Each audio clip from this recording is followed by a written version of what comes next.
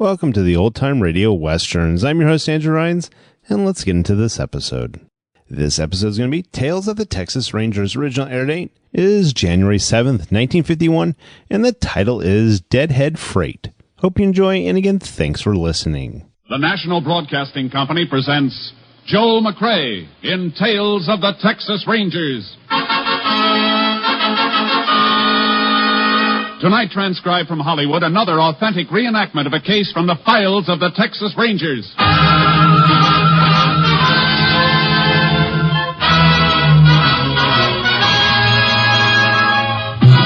Tales of the Texas Rangers, starring Joel McCrea as Ranger Jace Pearson. Texas, more than 260,000 square miles, and 50 men who make up the most famous and oldest law enforcement body in North America.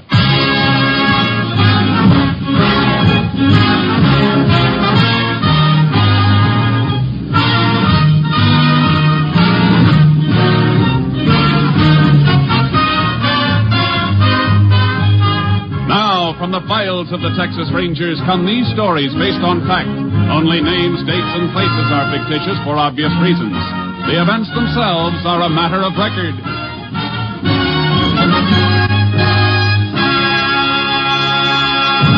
Case for tonight, Deadhead Freight.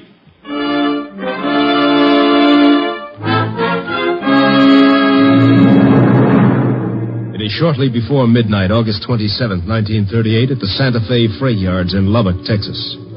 A Deadhead Freight hauling empties back to the west coast from Galveston has just pulled into the yard.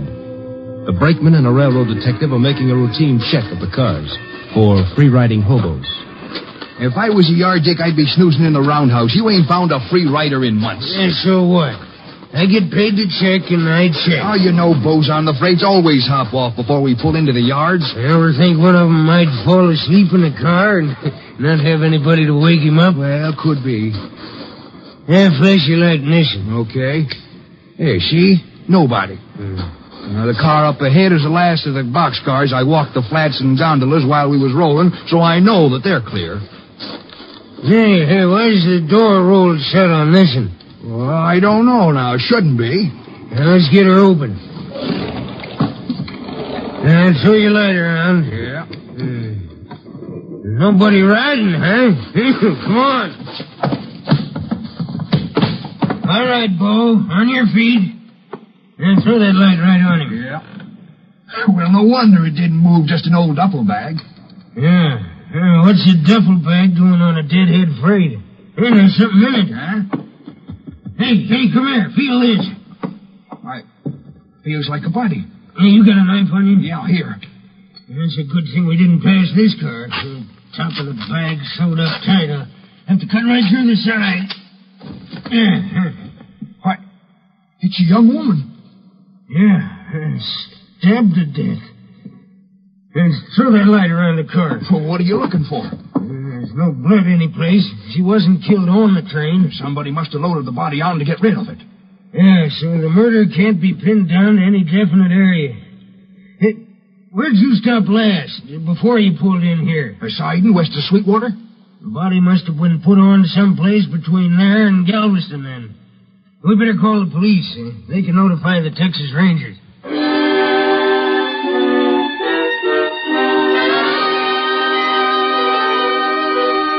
After a brief but penetrating study of the situation, Ranger Captain Stinson had the body removed to a Lubbock funeral parlor. He then requested Texas Ranger Jace Pearson to take over the case. Well, there it is, Jace. Pretty brutal job of stabbing. You figure it happened a good piece from here, huh? Couple of reasons for that. Here's a map. Shows the route the freight train took. Spot circled in red shows where it made stops. And at what time. I see. No stops after it left the siding outside Sweetwater, huh? Right. And most of the stops were made much further east. Well, according to the time of these stops, the body must have been loaded on the train between Presby here and Turner City here. Well, how do you arrive at that? Train made all its night stops between these points. Isn't likely the killer loaded the body on by daylight. Too much chance of being spotted by the train crew. That's good reasoning, Jace. You may be right. You said the body was sewed up in a duffel bag. Yeah. You better look at it before I send it on to the lab. I have the undertaker lock it in this cabinet and give me the key. Now, here it is. Regular opening at the top of the bag is sewed up tight. The drawer cord is missing. See? Mm-hmm. Good thing the man who found the body cut into the bag instead of ripping out those new stitches. Yeah, I see what you mean. Kind of funny stitching. It may have been made by somebody with a special trade where that kind of stitching's used. Lab gets a look at it, may be able to tell us what trade. Well, I hope so. The bag itself won't help much, I'm afraid. Probably picked up in war surplus. Could belong to anybody. Hey, look at this. The bottom of the bag. It's kind of soiled. Whoever carted it around with a body in it must have set it on the ground to rest. It sure did. On reddish-brown earth. Blood seepage made some of it stick. Let's have a look at that train map again. I think that earth stain kind of narrows down our search, Captain. Oh? How come? I know the country that train passed at night. I've been over it plenty. Only place I've seen earth that color is right around this area in a few stream beds. Cotton Belt runs parallel to the railroad for about 40 miles through there. Well, I've seen all I want to see, unless you have something else. Nope. Let's go. I'll get this bag off to Austin. Body going to be held here for identification? Yeah. If she isn't identified, we'll see if we can run down something by her clothes. Any laundry marks or anything on them? Afraid not, Jace. Homemade and home laundered. No dental work to help us either. And her fingerprints aren't on the file. I'd have a man check on the shoes she was wearing. They weren't homemade. Yeah, we'll try it. You got any ideas about what you're going to do? If it's all right with you, I'd like to take a crack at that Cotton Belt area. Tow charcoal down on the horse trailer and then ride parallel to the railroad tracks and see what I can find. Well, that's a lot of territory. How about Steve Clark riding with you? Good deal. We get anything from the lab, I'll let you know. I'll radio Clark and assign him. Then you can pick him up on the way. Good luck, Jace. Thanks, Captain. You'll hear from me.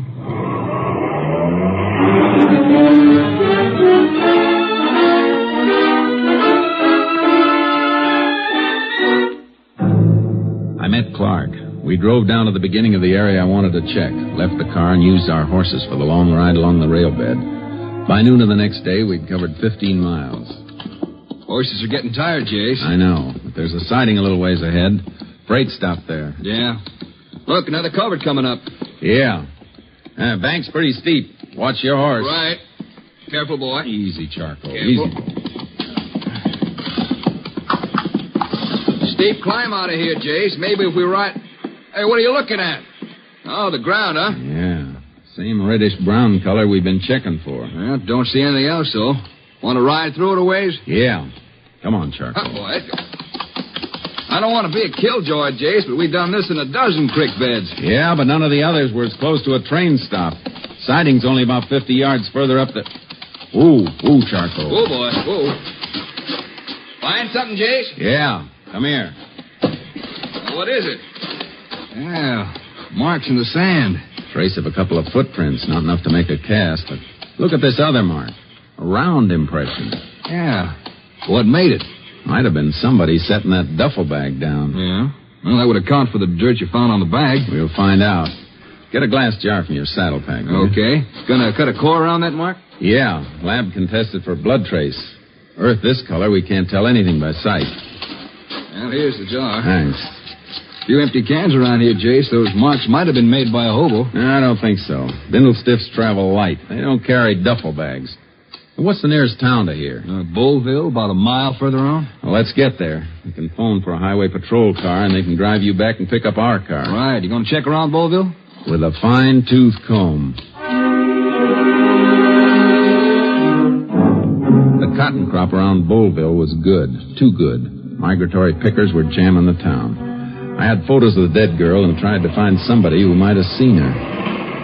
No, Ranger. Never saw her around the gin here. Town's full up, though. It's possible one of the pickers saw her someplace. You know anybody who comes in contact with a lot of the pickers? No. Afraid you have to tackle them crew by crew. That's what I was trying to avoid. Yeah. Must be a couple of thousand migratories around. You mind if I ask your man at the weighing platform to check with the haulers when they bring cotton in for ginning? No, it's all right with me.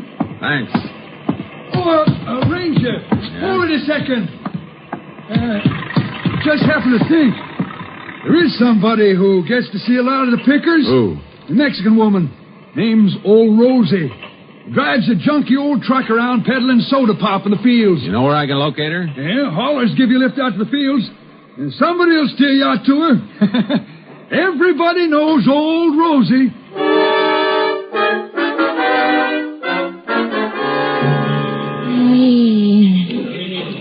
Somebody killed that poor girl, huh? That's right, Rosie. You ever see her? You find who killed her, you're going to put him in a jail? That's my job. How about it? You ever seen her around here? She, one time. Where? At the bus station in the town. She was with a man. You know who the man was? No, senor. Why'd you hesitate? Is that the truth? Why should I tell a lie, senor? I don't know who the man was, but he looked like he was.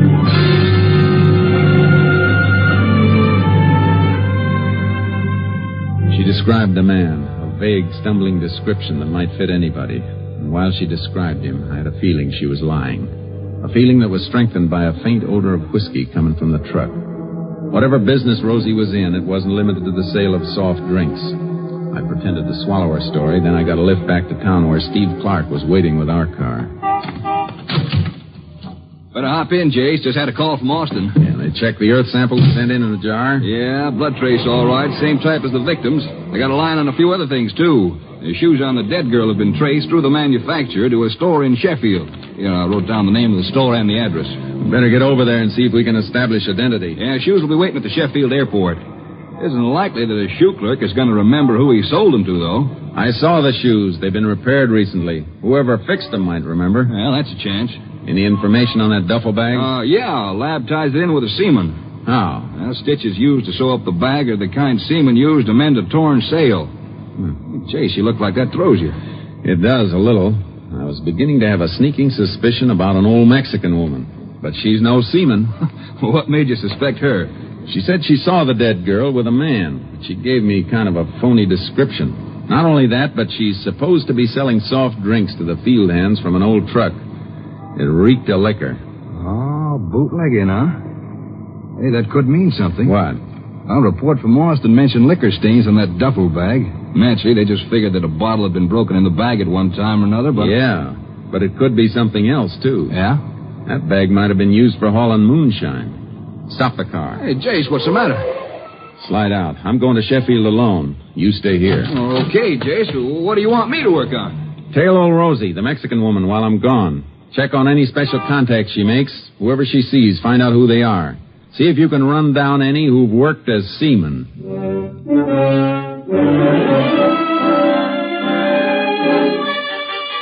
I burned up the road to Sheffield.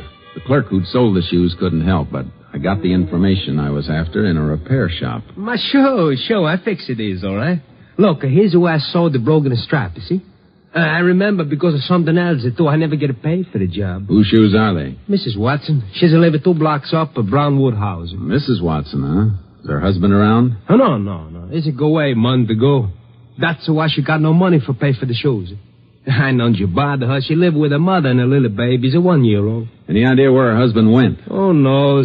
Sometimes she says he go away for work or someplace with the cotton, sometimes to Galveston to work for the boat. Oh, he's been a sailor, huh? Sailor, everything. Whatever he is, he's no send the money. Last week she come in. She says she's going to meet him and she's going to pay me when she's come back. But she's not come back. Hey, just a minute. Why you asking me all these things, eh? Now, how come you got the shoes? Because Mrs. Watson doesn't need him anymore. She's dead.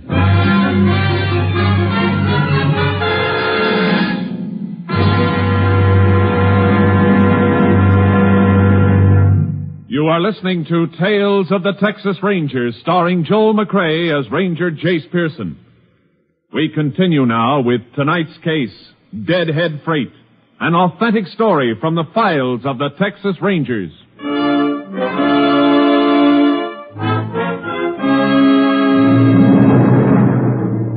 It wasn't the kind of news you enjoy breaking to a dead girl's mother.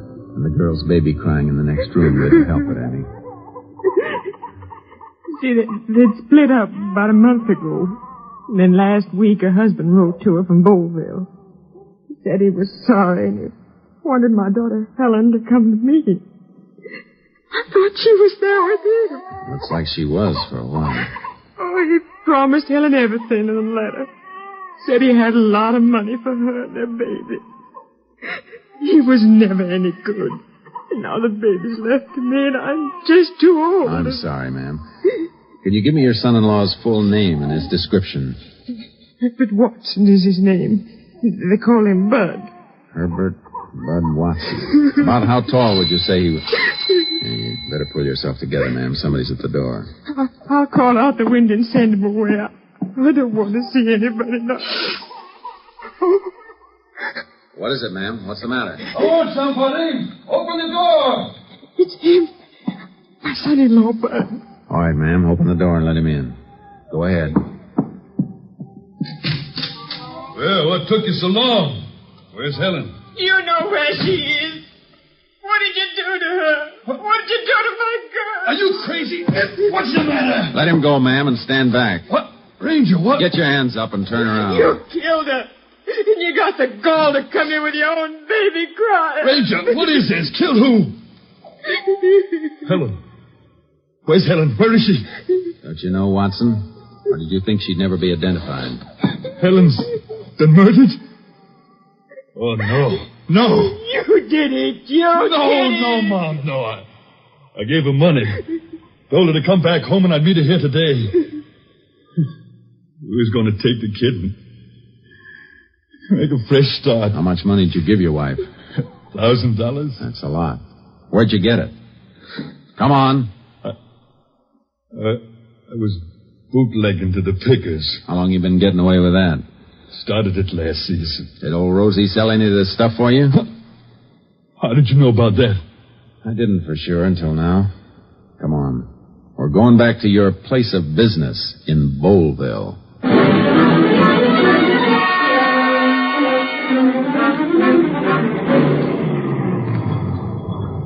Hi, Jace. Steve? Yeah, I got your message to meet you here. Rosie's over there. Want to get her off the truck? Yeah, she can talk from there. Come on. You too, Watson. Okay. Bud Watson murdered girl's husband. Been bootlegging here. Rosie's been moving some of the stuff for him. Oh? Why you keep me from my work, senor? Your work isn't as legal as it could be, Rosie, so sit tight. Yeah, you ever seen this man before? You know she's seen me before. They didn't ask you. How about it, Rosie? Si. All right, Rosie. Now, is he the same man you saw at the bus depot with the girl whose picture I showed you? Si. He's the man. At the bus depot? But that ain't so. I was never with Helen at the bus depot. You didn't meet her when she came down here? No, I tell you. I didn't know what bus she was coming in on. Or even if she would come after she got my letter. First I saw her, she turned up here at the shack. Well, how about when she left to go home? She only stayed 2-3 hours all told. Let her go back to the bus depot alone because, well, it was getting dark. Near time for the pickers to be coming there to buy drinks. You hear that, Rosie? That means one of you is lying. Rosie, tell the truth, senor. You don't always tell the truth, Rosie. The first time I asked you about the man you saw, you said he was a stranger, a man you'd never seen before. I forget, senor. I see a lot of people every day in the fields. You trying to kid me? You've been selling liquor for this man. You couldn't mistake him for a stranger. But I do, senor. I make mistake. You wanted help, I give you help. Rosie tell you all she knows, that's all.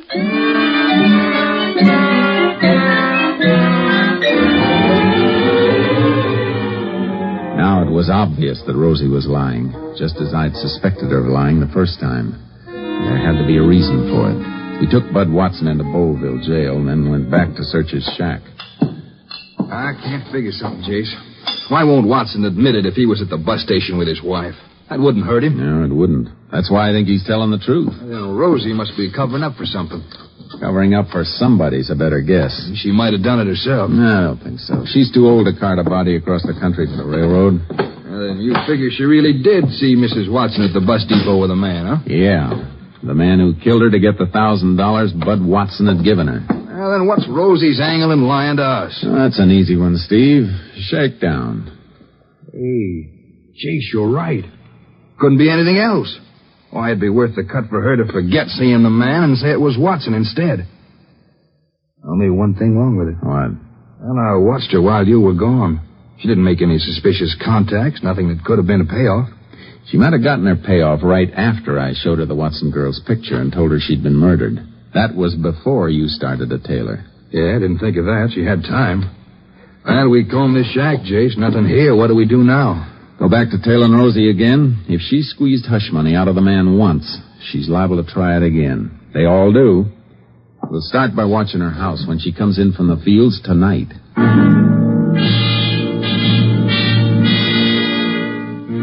We staked out near Rosie's adobe hut, but it got dark and she didn't come in from the fields. I left Steve on watch and went out to look for her, keeping an eye out for her old truck. I found it about 5 miles out, surrounded by a group of men carrying torches. Hey, what's going on here? Oh, Ranger. Rosie. You better come. Yeah, what happened? We was walking into town. We saw the truck here by the side of the road, thought maybe it broke down, so we started to call for old Rosie. Then one of the boys spotted the blood on the ground. What blood? I'll show you over here. Must be old Rosie's, I reckon, because we found her over here in the cotton row. She's dead, Ranger. Somebody cut her throat from ear to ear.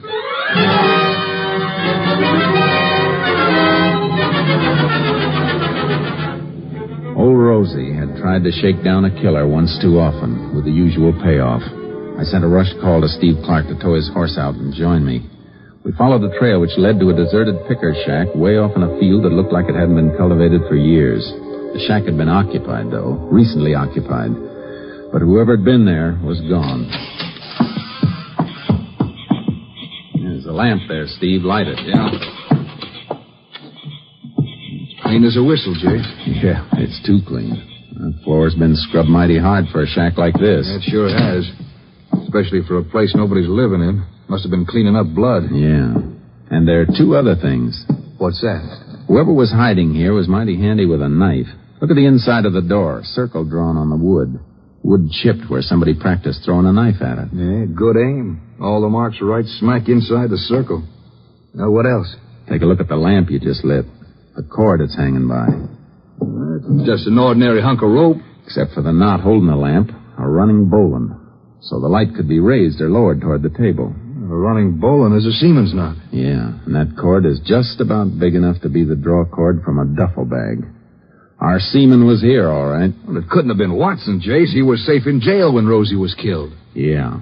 Whoever Rosie saw with Mrs. Watson at the bus depot must have met the girl after she left Watson, after she had the money. Yeah? Married woman on her way home to her baby isn't liable to leave a bus depot with a stranger, is she? Chances are it was somebody she knew. Well, Watson's been a sailor. Think it might have been an old shipmate of his? Let's go see if he remembers one who was handy with a knife.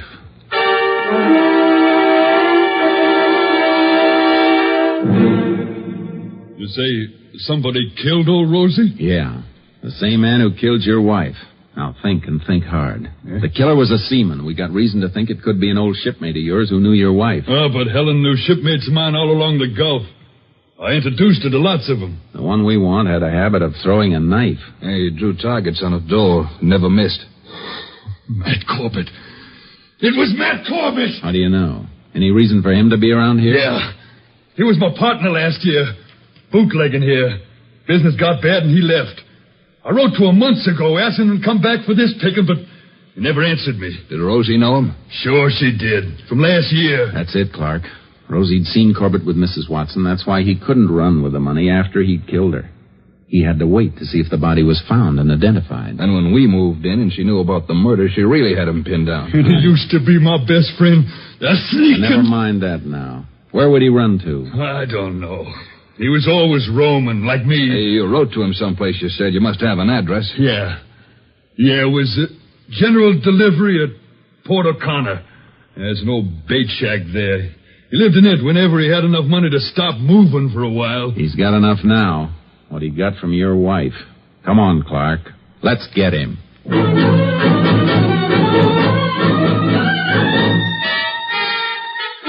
We headed for Port O'Connor, made it by morning, and found the abandoned bait shack. Nobody inside, Jace, can see through the window. He isn't here. Yeah, he's probably traveling by freight to avoid being spotted. He couldn't have beaten us here. We rolled too fast. Gonna stake it out and wait? Yeah, our car's out of sight where we left it. He won't spot it coming along the wharf. Come Come on, let's go inside.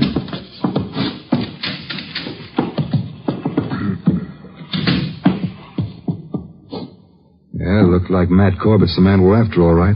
Same trademarks here we found on that picker shack at Bullville. Yeah.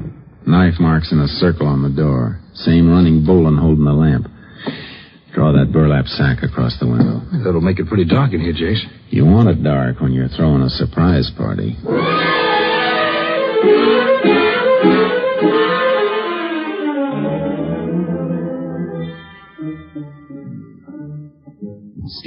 Steve, wake up. Huh? Shh. Somebody coming along the wharf. It's dark. What time is it? A little after midnight. Steps are coming closer. Yeah, it must be Corbett. Nothing to bring anybody else this way at this time of night. He's heading for here, all right. Yeah. Let him get all the way inside. And remember, he's got that knife, and he's handy with it. I know. All right, Corbett. Never mind that lamp. What's the knife, Jace? Just stand clear of the light, Steve. Can you handle him? Or stop your struggling, Corbett. You stinking... My arm. You broke my arm. All right, just wrench your shoulder, Corbett. Keep you from throwing that knife for a while. Come on, get up. Better light the lamp now, Steve. It's a good thing you jumped him, Jace. I felt that knife passing my ear. Look, buried in that wall a good inch. Hey, Rangers. I thought you were a couple of crooks. What you doing here? Just dropped in to arrest you for the murder of Helen Watson and old Rosie up at Bullville. That'd be nice if you could prove it. I haven't been near Bullville. I think we can prove you were. By marks you left on the door and a few other things. How'd you come back, freight? Are you kidding? No, I'm serious. You should have rode Pullman. Get your shoes shined on a Pullman. Would have taken that reddish-brown earth off your shoes. Our lab can match that with Bullville. Watch out for that shoulder. Yeah, that's better, Corbett. Want to cuff him, Jace? No, I think he'll come quiet. All right, Corbett. Let's move.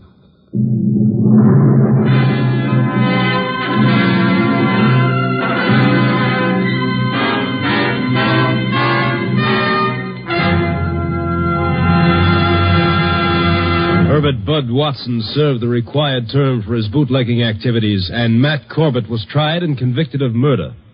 The sentence of the court was carried out on February 20th, 1939, when at Huntsville Penitentiary, Matt Corbett died in the electric chair.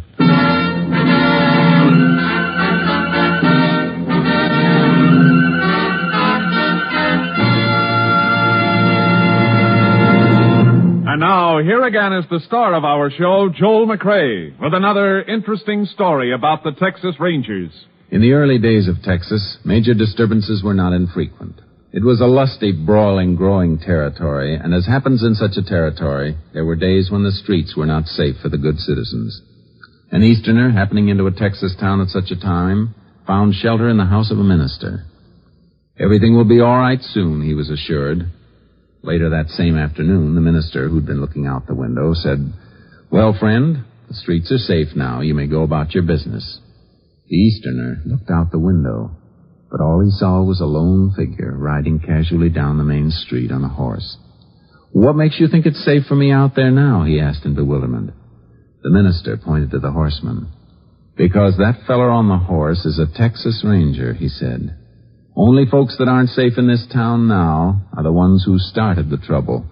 And when he finds them, they'll wish they'd been peaceable." Good night, folks. See you next week. Next week, Joel McCrea in another authentic reenactment of a case from the files of the Texas Rangers.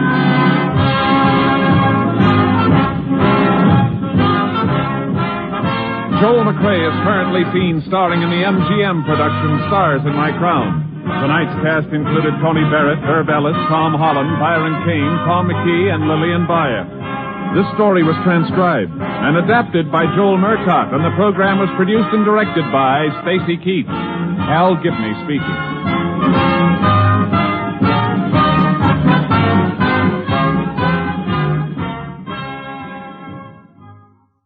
Three chimes mean good times on NBC.